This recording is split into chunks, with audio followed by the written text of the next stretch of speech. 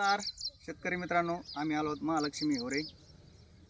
या ठिकाणी प्रगतशील शेतकरी आपण संभाजी सांगळे यांच्याशी आपण त्यांचं नाव आणि गाव विचारू आणि त्यांना आपल्या औषधापासून इंट्रोट व्हरायझनच्या औषधापासून काय फायदा झाला आहे, ऑर्गॅनिक औषधापासून ते त्यांना थोडक्यात आपण विचारू। नमस्कार। नमस्कार। आम्ही तुम्हाला नाव सांगा आपलं। संभाजी निवृत्ती सांगळे, गाव महालक्ष्मी हिवरा। आम्ही तुम्हाला आमचे जैविक औषध दिले होते इंट्रोट कंपनीचे।